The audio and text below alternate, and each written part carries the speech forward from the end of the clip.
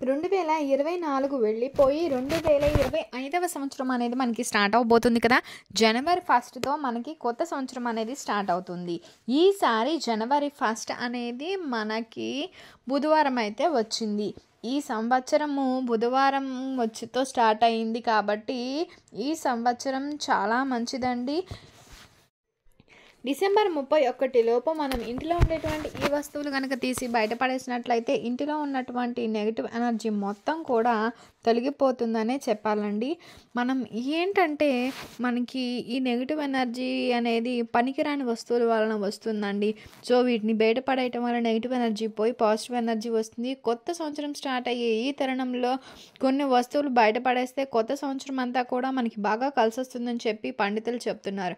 మరి ఆ వస్తువులు ఏంటి అనేది ఈ వీడియోలో మనం వివరంగా తెలుసుకుందామండి. అండ్ ఒక చిన్న కథ తెలుసుకుందాం. ఒక చెట్టు చక్రవర్తిగా ఎలా మారిందో తెలుసుకుందామండి. మీరు వీడియోని స్కిప్ చేయకుండా చివరి వరకు చూడండి.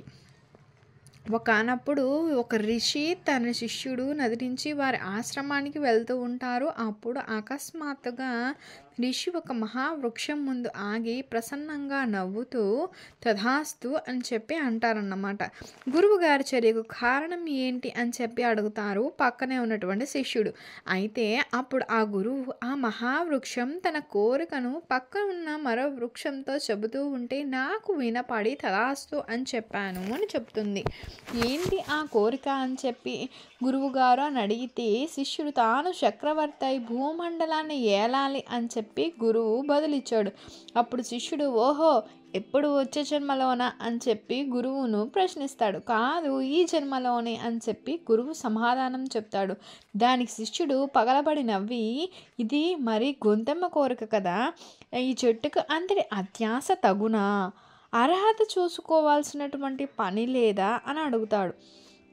అప్పుడు గురువు శిష్యునితో అర్హతకి నాయన జీవితమంతా ప్రతి ఫలాపేక్ష లేకుండా ఫలాన్నిచ్చింది, ఎన్నెన్నో జీవరాశులకు ఆశ్రయాన్ని ఇచ్చింది, అదంతా పుణ్యమే కదా అని చెప్పి అంటాడు. దానికి శిష్యుడు అవుననుకోండి కానీ చెట్టు చక్రవర్తి ఎలా అవుతుంది అని అడుగుతారు. ఏమో ఆ చెట్టు యొక్క సంకల్పం గట్టిదైతే ఖచ్చితంగా జరుగుతుందేమో అని చెప్పి చెప్తారన్నమాట.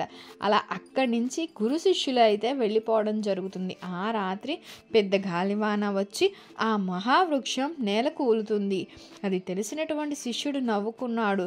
అంతటితో ఆ విషయం మర్చిపోతాడు. అలా సంవత్సరం అంతా గడిచిపోతుంది. ఒకరోజు శిష్యుడు పరుగున వస్తూ గురువుగారు ఈ వింత విన్నారా, శ్రీరామచంద్రుల వారు పాదుకలకు పట్టాభిషేకం చేశారు వారి సోదరులు భరతుల వారు.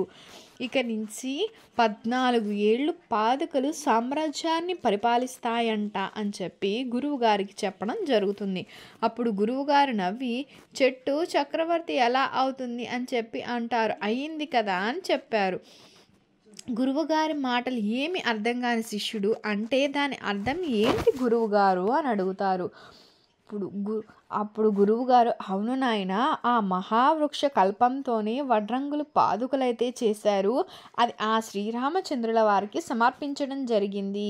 ఎన్ని జన్మలు ఎంత తపస్సు చేసిందో, ఎన్ని పుణ్యాలు చేసిందో ఆ మహావృక్షము పాద రక్షకులుగా మారి ఆ శ్రీరామచంద్రుల వారి పాదాల చెంతకు చేరింది. శ్రీరామచంద్రుల వారు ఆ పాదుకలను భరతుల వారికి ఇవ్వడం, భరతుల వారు పాదుకలకు పట్టాభిషేకం చేయడము జరుగుతుంది.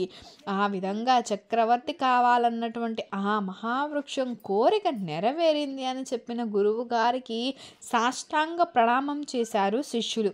కాబట్టి భగవంతుని లీలలు మనకి అర్థం కాదు, సంకల్పం బలంగా ఉండాలి, అప్పుడు అందరి యొక్క సహకారము ఉంటుంది అని చెప్పి అంటారు పెద్దలు. మనం వీడియోలోనికి వస్తే ధనవంతులు కావాలని చెప్పి ప్రతి ఒక్కరం కోరుకుంటాం. ఆ ధనం సంపాదించాలి అంటే మనిషి చాలా కష్టపడాలి. కొందరు ఎంత కష్టపడినా ఎలాంటి ఫలితము లేక ఇబ్బందులు అయితే పడుతూ ఉంటారు. అవసరానికి తగ్గ ఆదాయం రాదు. జ్యోతిష్య శాస్త్రం ప్రకారం మన ఇంటిలో ఉండే వస్తువులు ఆర్థిక ఎదుగుదలను ప్రభావితం చేస్తాయి. కొన్ని వస్తువులు దరిద్రాన్ని అందిస్తాయి. ఇలాంటి వస్తువులను డిసెంబర్ 31 లోపు ఇంటి నుంచి తీసేస్తే కొత్త సంవత్సరంలో మీ ఇంట్లో అంతా పాజిటివ్ నెలకొని తిరుగులేని రాజయోగం కలుగుతుంది. మరి ఆ వస్తువులు ఏంటండి అంటే పాత గ్రీటింగ్ కార్డ్స్, పాత శుభలేఖలు, పాత క్యాలెండర్స్ ఇలాంటివి ఏవైనా ఉంటే డిసెంబర్ 31 వరకు తీసేసేయండి. దేనికైనా పనికొస్తుందిలే అని చెప్పి అసలు ఇంటిలోనే ఉంచొద్దు. ఇలా పాత కార్డ్స్, పేపర్స్ ఇలా ఉంటే 31 లోపు ఖచ్చితంగా తప్పకుండా తొలగించండి. పాత బొమ్మలు, చిరిగిపోయిన బట్టలు, పనిచేయలేని వాల్ క్లాక్స్, పాడైనటువంటి వస్తువులు ఇవన్నీ కూడా జ్యేష్ఠాదేవిని ఆకర్షించేటువంటివి. జ్యేష్ఠాదేవి ఆకర్షితుడయ్యే వస్తువులు కూడా. ఈ వస్తువులు మన ఇంటిలో కనుక ఉన్నట్లయితే ఆ లక్ష్మీదేవి మన ఇంటికి వైపుకు కూడా చూడదండి. మరి కొత్త సంవత్సరంలోనైనా సరే లక్ష్మీదేవి మన ఇంటికి రావాలనుకుంటాం కదా. సో 31వ లోపున, డిసెంబర్ 31వ లోపున ఈ వస్తువులు మనం తొలగించేద్దాం. డిసెంబర్ 31వ లోపు పగిలిన అద్దాలు కనుక మీ ఇంట్లో ఉన్నట్లయితే తీసి బయటపడేసేయండి. పగిలిన అద్దాలు పెద్ద దరిద్ర సూచకాలండి. అదేవిధంగా పాత చెప్పులు తెగిపోయినవి ఉన్నట్లయితే డిసెంబర్ 31వ లోపు ఇంత త్వరగా వీలైతే అంత త్వరగా ఇంటి నుంచి తొలగించండి. అలానే చిల్లులు పడిన గొడుగులు, చిరిగిపోయిన చీరలు ఇలాంటివి కూడా ఏమైనా సరే ఉంటే డిసెంబర్ 31 లోపు తీసేసి బయటపడేసేయండి. అదేవిధంగా ఇంట్లో బూజు ఉన్నా, దుమ్ము ఉన్నా ఈ 31 లోపు మొత్తం కూడా క్లీన్ చేసేసుకొని ఒక్కసారి ఇంటిని పసుపు, కర్పూరము వేసిన నీటితో క్లీన్ చేసేసుకోండి. విరిగిపోయిన దేవుడి ఫొటోస్ కానీ, విరిగిపోయినవి ఏవైనా సరే విగ్రహాలు ఇలాంటివి ఏవి ఉన్నా కూడా డిసెంబర్ 31 లోపున పారే నీటిలో వేసేయండి. అదేవిధంగా వంటగదిలో ఉండేటువంటి బురుగు పట్టిన రవ్వలు, బూజు పట్టిన పిండి, పాత పనికిరానటువంటి పదార్థాలు ఏవైనా సరే ఉంటే డిసెంబర్ 31 లోపు ఇంటి నుంచి తొలగించేసేయండి. పాత విరిగిపోయిన బ్రష్లు, పనికిరాని చెత్త, చెదారం ఇలా ఇంట్లో దేనికి పనికిరాని పడి ఉన్నటువంటి వస్తువులను డిసెంబర్ 31 లోపు ఎవరైతే ఇంటి నుంచి తొలగించి బయటపడేస్తారో వారి ఇంటిలోని దరిద్రం అంతా కూడా తొలగిపోతుంది.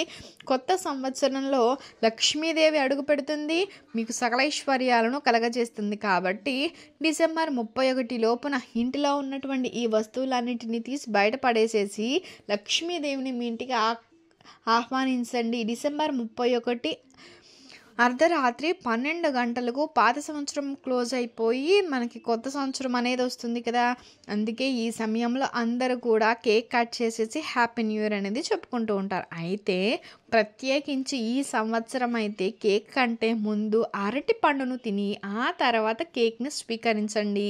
డిసెంబర్ 31 నైట్ కేక్ తిన్నా తినకపోయినా ముందు అరటి పండును తింటే సంవత్సరం అంతా కలిసి వస్తుంది అని చెప్పి చెప్తారు. డిసెంబర్ 31వ తేదీన అరటి పళ్ళు కొని తెచ్చుకొని సాయంత్రం దేవుని గదిలో అరటి పళ్ళను పెట్టి వదిలేసేయండి. మళ్ళీ అర్ధరాత్రి 12 గంటలకి ఈ అరటి పళ్ళను తీసి కేక్ తినకముందు మీ కుటుంబంలో వాళ్ళందరూ కూడా తినండి. ఈ విధంగా చేయటం వల్ల ఏంటంటే మనకి సంవత్సరం అంతా కూడా కుటుంబంలో ఎలాంటి లోటు లేకుండా ఉంటుంది. ధనము, ధాన్యము, ఐశ్వర్యము, ఆనందము ఇలా అయ్యే విషయంలో కూడా లోటు లేకుండా మనం హ్యాపీగా ఉండగలుగుతాం. అన్ని శుభాలు కలుగుతాయని చెప్పి జ్యోతిష్య పండితులు అయితే చెప్పడం జరుగుతుంది. అంతేకాదండి, డిసెంబర్ 31 నైట్ అరటి పండు తినడం వలన ఏంటంటే సంవత్సరం మొత్తం కూడా లక్ష్మీదేవి అనుగ్రహం మీ పైన, మీ కుటుంబం పైన ఉంటుంది. విపరీత ధనాకర్షణ కలుగుతుంది. కొత్త సంవత్సరంలో మనం ఏం పని చేసినా సరే దైవానుగ్రహం వలన మనం విజయాన్ని అయితే ఖచ్చితంగా సాధిస్తాం. పట్టిందల్లా బంగారంగా మారుతుంది. మీకు కనుక వీడియో నచ్చినట్లయితే లైక్ చేయండి, షేర్ చేయండి, సబ్స్క్రైబ్ చేయడం మర్చిపోకండి. కొత్తగా వాచ్ చేస్తున్నట్లయితే థ్యాంక్ యూ ఫర్ వాచింగ్.